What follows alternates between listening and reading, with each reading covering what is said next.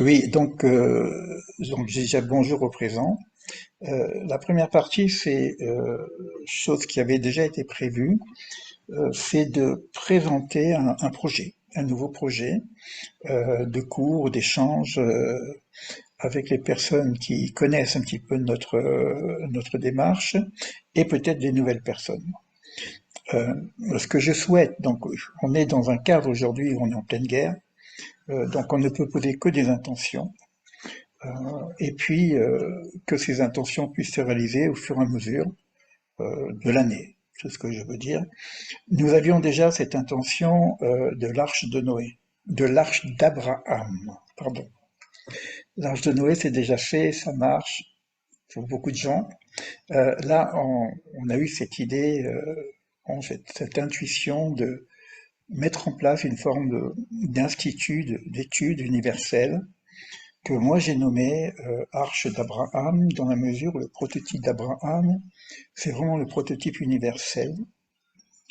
L'arche, c'est aussi l'endroit où la parole se déverse. C'est aussi comme une forme de croisière spirituelle. Et à l'intérieur d'une croisière, il y a beaucoup d'événements. Voilà. Donc tout ce que je souhaite faire maintenant, c'est le faire dans le cadre de ce que j'appellerais l'arche d'Abraham. Alors, dans ce cadre-là, je suis toujours en construction d'un nouveau programme de coaching existentiel. Donc ça, avec l'aide de Dieu, et puis ça devrait pouvoir se faire, avec des formules totalement inédites. Nous allons lancer, et nous allons continuer la partie des interviews de Sababa. Ça a l'air très sympathique. En tout cas, bon, les retours sont très forts. Alors, c'est quoi les interviews de Sababa? C'est que je choisis des acteurs de changement, des raves, d'autres personnes. Je voudrais élargir le champ, que ça ne soit pas simplement un champ spirituel ou religieux, qu'il y a quelque chose qui puisse nous interpeller, nous faire réfléchir. Et j'interviewe des personnes qui ont quand même une certaine déjà audience pour nous présenter ce qu'ils font. Ça vous permet d'avoir aussi un panel de contacts. Ça, c'est donc la fonction qui existe déjà et qui, avec l'aide de Dieu, ça devrait continuer. Et là, l'inédit, c'est ce que j'appelle ça les chavrutot. Alors, c'est quoi une chavruta? Ce sont deux étudiants ou de maîtres ou de personnes qui se connaissent, qui étudient ensemble. En général, dans le classique de l'étude, c'est marqué Ose lecha rav, ukne lecha chaver. Fais-toi un rave, un enseignant, un maître, et acquiers-toi un ami d'étude.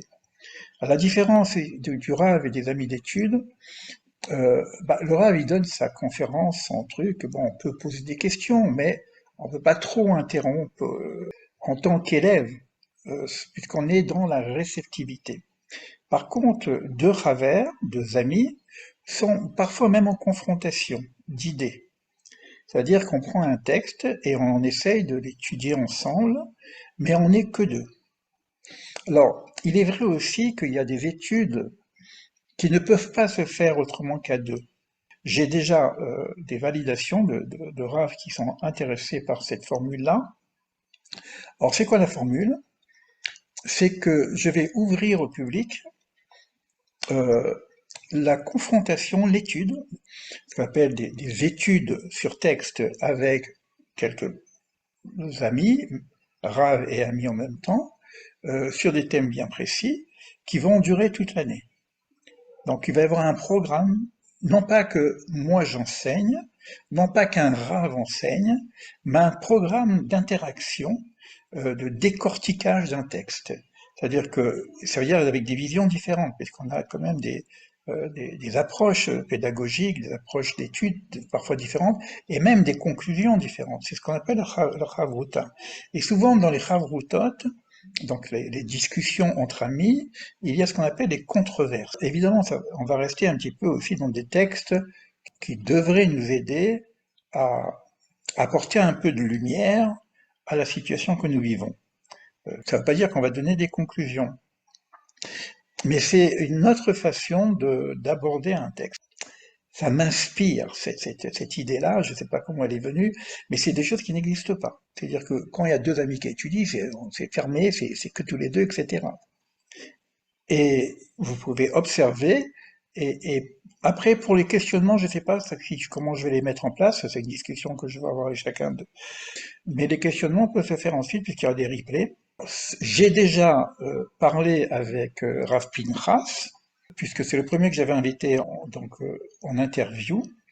Alors, avec Rav Pinchas, nous avons commencé à parler du Bahir, qui est un texte qui, pour moi, euh, qui devrait pouvoir nous éclaircir, puisque le Bahir, c'est le livre de la clarté, qui est extrêmement complexe, extrêmement hermétique, on n'y comprend pas grand-chose d'ailleurs. Mais par contre, Rav Pinchas a une grande expérience de ce livre-là, puisqu'il a toute sa communauté, il est grand rabbin quand même d'Afrique du Sud, et sa communauté tourne autour de l'enseignement de l'auteur du Bahir. Ça, c'est une première donne. J'ai déjà aussi Asher, que vous avez déjà eu aussi, qui est très intéressé par cette formule, il a même rigolé, il dit c'est génial cette idée, quoi. Sur lequel on va prendre un ouvrage, mais en commençant par Bereshit. On reprend le début de la création et on va reprendre et on va utiliser un texte du Or HaChaim, qui est un texte assez profond aussi, un petit peu de Kabbalah, etc. J'en ai parlé avec le Rav Shriki sur le Tikkun Olam. Alors je pense qu'on va prendre un ouvrage du Ramchal, et l'ouvrage de Ramchal que je voudrais prendre, qui est très d'actualité, c'est la notion messianique. C'est-à-dire que bon, qu'est-ce que le messianisme, comment ça marche? En fin de compte, il y a deux formes messianiques, et une des formes messianiques qu'on appelle le messianisme fils de Joseph, c'est plutôt une époque où il peut y avoir vraiment des choses catastrophiques, et de guerre, etc., une lutte contre les forces du mal, etc. Donc ça, c'est un ouvrage qui existe, qui a même été traduit en français, c'est le Mahamar Haïgoula, le discours de la délivrance, euh, et j'ai envoyé un petit mot également à Gilles Morali, le docteur Gilles Morali, qui a été aussi avec nous. Moi, aujourd'hui, je suis pas dans le mode du maître qui enseigne. D'accord? Oui. Donc là, par rapport à tout ce qui se passe, etc., on est dans un monde où il y a un chamboulement, il y a tout à fait nouveau qu'il faut qu'on mette en place pour pouvoir découvrir quelque chose de l'ordre de l'inconnu, je dirais même. Et Mhm. ça se passe dans une posture qui n'est pas une posture de maître ou d'enseignant. Euh, Il n'y a pas de sage chez nous. Il y a ce qu'on Oui. appelle les Talmidi Chachamim, les étudiants de la sagesse. C'est ça la clé.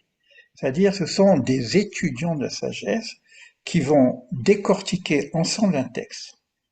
Voilà, c'est Oui. ça l'idée. Alors, c'est pas évident pour quelqu'un qui est enseignant de se prendre sa posture d'étudiant, d'autant plus qu'il y a des gens qui écoutent. Mhm. Donc, et vous allez avoir une posture totalement différente même de l'élève qui Mhm. reçoit l'enseignement d'un maître. Si ça peut vous intéresser aussi de faire la même chose, c'est-à-dire que vous pouvez aussi vous regrouper par deux personnes sur le thème et puis rediscuter entre vous ou approfondir. L'inédit, c'est ça, c'est que vous allez partager du questionnement plutôt que des réponses. Plus tard, je vais arrêter l'enregistrement. Alors, ça, c'est pas ici. Voilà, c'est ici.